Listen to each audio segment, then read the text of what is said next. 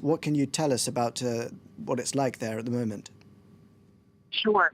So we've actually just departed where the supporters are, and it was so loud and noisy that it was impossible to speak and to give TV interviews.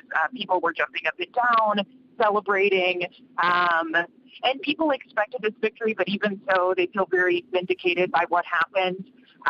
They feel like their moment has arrived. They feel like even though they don't think Bolsonaro is going to fix Brazil's problems tomorrow, that he is on the right track for them. Many of them were cheering Bolsonaro's nickname, Mito Mito, which is Myth Myth. They were setting off fireworks, and it looks like the celebrations are going to continue long into the Brazilian night. Now, I was speaking to our correspondent, Kara Long, earlier on, who's with the Haddad supporters, and she told us that there is an atmosphere among some people of fear that fascism is taking over in Brazil and what that might mean. Have you seen any evidence of that yourself? Yeah, so among Bolsonaro's supporters, they believe that he will make the country safer. They think that the high homicide rate in the country can only be stopped by on-crime measures, by giving the police more license to shoot suspected criminals rather than arrest them and take them in for trial. So they're the side that, isn't really worried by Bolsonaro's rise.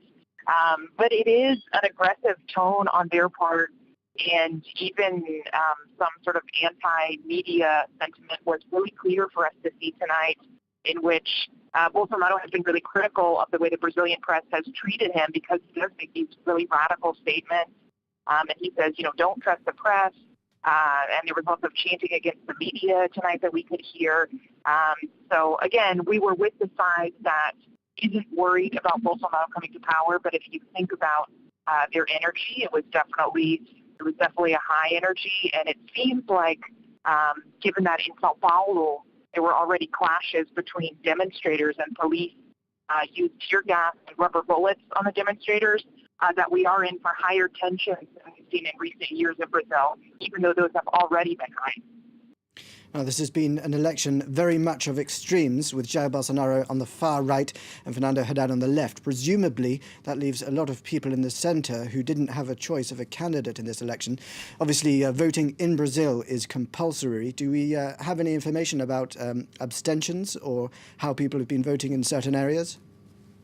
We do. Abstentions were really high this year. So the people who did not come in to vote or came into the polling place and cast a blank vote was around 30%, which is one of the highest rates in Brazilian history. And it just goes to show that not everybody is identifying with one of these two extremes. There's plenty of Brazilians who don't identify with either. And, I think more moderate discourse might be able to attract some Brazilians eventually, but it doesn't look like that's going to appear anytime soon, given the pitch of the words that we're hearing in politics right now.